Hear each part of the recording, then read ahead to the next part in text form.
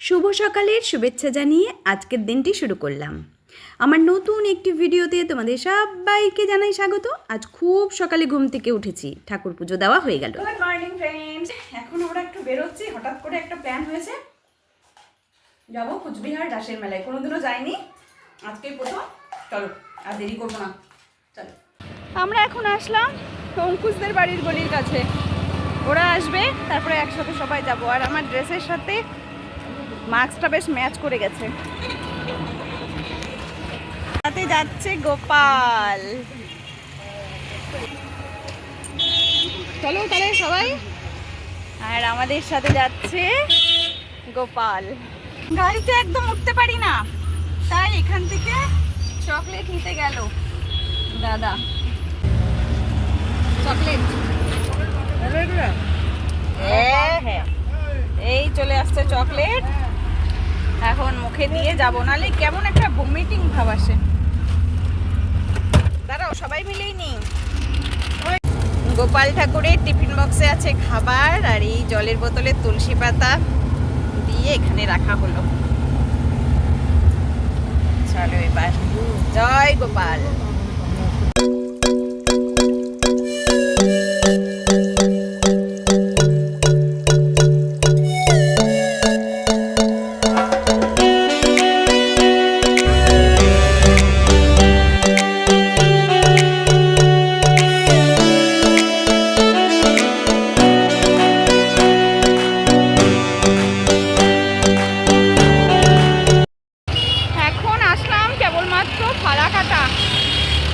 এই ঠাকুরের গান আর কুচকুচোদাহের গানগুলো আমাকে একটু বাঁচালো, মানে বমিটা করতে দিল না।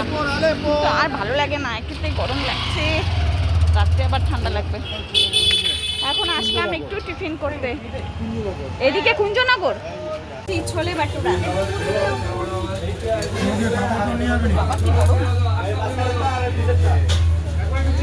এতক্ষণে এসে পৌঁছলাম কুচবিহার রাজবাড়িতে, কিন্তু পুরো এনার্জি লস হয়ে গেছে এই গাড়ি জার্নি করে। আর কোনোদিনও এত দূরের জার্নি আমি করবো না, মানে আমি এখন কী করে ভিডিও করবো বুঝতেই পারছি না, এত এনার্জি লস। প্রচলিত একটা কথা আছে, ভগবানের ইচ্ছেতেই সব, তার ইচ্ছে ছাড়া গাছের পাতাও নড়ে না। সেখানে আমরা তো মানুষ। এটা শুধুই প্রচলিত কথা নয়, ভগবান বিশ্বাসী প্রতিটা মানুষই অক্ষরে অক্ষরে এই কথার তাৎপর্য উপলব্ধি করতে পারে।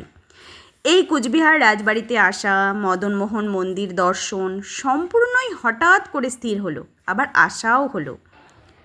এই কাচের বাক্সে যেটা রয়েছে সেটা হলো হাতির মাথা, কত পুরনো দিনের। আর ইনি হলেন মহারানী ইন্দিরা দেবী। যে কোনো প্রাচীন ঐতিহ্যপূর্ণ ঐতিহাসিক স্থানে আসলেই কত কিছু দেখা যায়, জানা যায়। রাসমেলা চলছে জন্য রাজবাড়িতে প্রায় প্রত্যেক দিনই প্রচুর মানুষের সমাগম হচ্ছে। এরপর সবাই মিলে উপরে উঠে গেলাম। উপর থেকে দেখতে কত সুন্দর সিনারির মতো লাগছে। তার মধ্যে আজ রোববার, অনেক ভিড় হয়েছিল, কিন্তু রোদের তাপটা এতই প্রখর, মনেই হচ্ছে না নভেম্বর মাস। বেশ ভালো গরম লাগছিল। রাজবাড়ির অন্দরমহলে সেই সময়কার রাজাদের বিভিন্ন তৈলচিত্র দর্শন করলাম।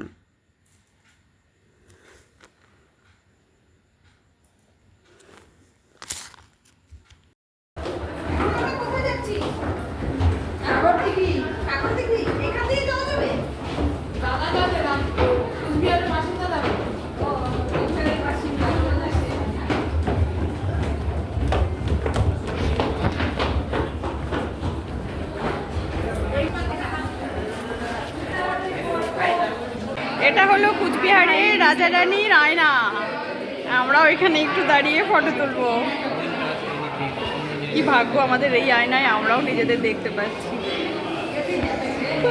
মহারানী ইন্দিরা দেবীর সাথে ভিডিও করতে আসলাম, ফটো তুললাম। এই হলো মহারানী ইন্দিরা দেবী, মহারাজা নৃপেন্দ্র নারায়ণ। ইনি মদনমোহন মন্দির প্রতিষ্ঠা করেছেন।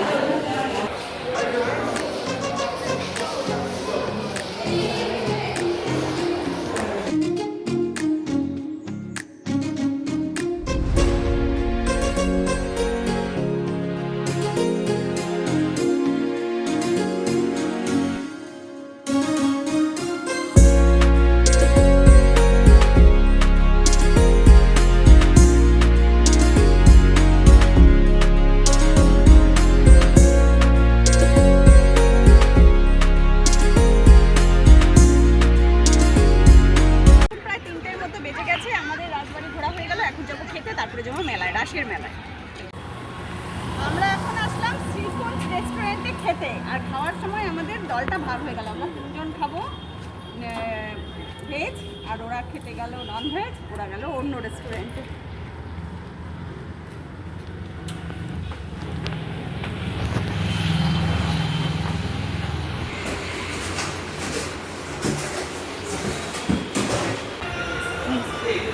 আমরা অর্ডার করেছি পনির বিরিয়ানি। আমরা খেয়ে এসে যখন মদনমোহন মন্দিরের পথে যাই তখন রাস্তায় একটা বাচ্চা মেয়ে দড়ির ওপরে থালা রেখে কি সুন্দর হাতে একটা লোহার ডান্ডি নিয়ে মনে হয় কি সুন্দর ব্যালেন্স করে যাচ্ছে দেখো। আমরা যেখানে ভেজ খেতে ঢুকেছি একদম বাজে খেলাম, বাজে বলতে মানে বলার মতো না। আর দাদারা যেখানে খেতে ঢুকেছিল কাঁসার থালায় কলা পাতায় দেওয়া বলে খুব ভালো খেয়েছি।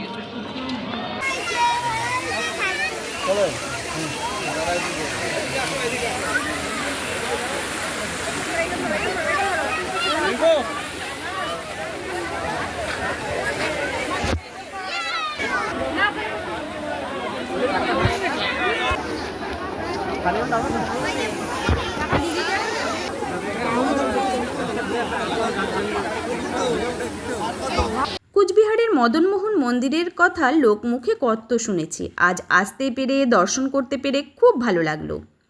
আমরা এসেছি রোববার, শুক্রবার সন্ধ্যায় ফোনে কথা বলতে বলতে হঠাৎ দাদা পাশ থেকে বলে উঠল আমি কথা বলবো। ছেলেকে বলল আয়ুষ্মান রোববার কুচবিহারের রাসমেলায় যাই। শুরুটা হলো রাসের মেলা নিয়ে, কিন্তু রাজবাড়ি মদনমোহন মন্দির সবই দর্শন হলো। রাসের মেলায় ওই ভিড় ঠেলে ঢোকার ইচ্ছে বান্ধবী আর আমার একদমই নেই, ভিড় ব্যাপারটাই পছন্দ হয় না। তার উপরে এই ছুটির দিনে জমজমাটি ভিড়, ওই সামনে থেকে একটু ঘুরে চলে এলাম। শুনেছি এই মেলা নাকি বিস্তীর্ণ এলাকা জুড়ে হয়। আর এই হলো কুচবিহারের মদনমোহন, সোনার মূর্তি। খুব ভালো লাগলো দর্শন করতে, কিন্তু ওই বিস্তীর্ণ এলাকা ঘোরার মতো এনার্জি আমার আর বান্ধবীর একদমই নেই। আর বান্ধবী গত রোববারই ব্যাঙ্গালোরে ট্রিটমেন্ট করিয়ে আসলো। একমাত্র আমাদের দুজনেরই মনের এনার্জিতেই এখানে আসা। আসলে আমরা একটা ব্যাপারে একমত, শরীরের রোগটা তো ভোগ, মানে যার যেটা ভোগ তাকে সেটা ভুগতেই হবে। আর এই ভোগ নিয়ে আপসেট হয়ে পড়লে সাইকো হয়ে যাব ঘরে বসে থাকতে থাকতে। যতদিন আছি এভাবেই বাঁচি। রাতের বেলায় কোচবিহারের সাগর দিঘির চারপাশটা কি ভালোই লাগছে। আমরা এখন রওনা দিয়ে দিয়েছি বাড়ির দিকে, কিন্তু এই তোরসা ব্রিজের পাশে একটা চায়ের দোকানে দাঁড়ালাম, এখন একটু চা খাবো। এখন বাজে 7টা, তাই এখানে একটু দাঁড়াই চা খাই। বাড়িতে ফিরতে ফিরতে 9টা 9:30 হয়ে যাবে, বেশিও হতে পারে।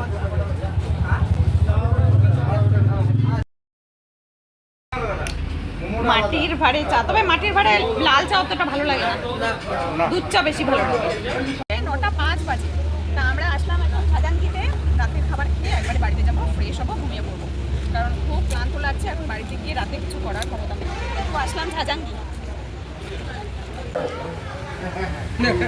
ঝাজাঙ্গিতে মেন তরকা রুটি স্পেশাল, কিন্তু যেহেতু আমি তরকা খাই না তাই চানা মশলা নিয়েছি, ওর সাথে কাঁচা পেঁয়াজ দিয়ে দিয়েছে। আমি তো কাঁচা পেঁয়াজ খেতেই পারি না। আর ওখানে দিয়েছে ডিম তড়কা। খাওয়া দাওয়া করে আমাদের বাড়ি ফিরতে ফিরতে প্রায় 10:15 হয়ে গেল। আজকের ভিডিও এখানেই শেষ করছি। সবাই খুব ভালো থাকবে, টাটা।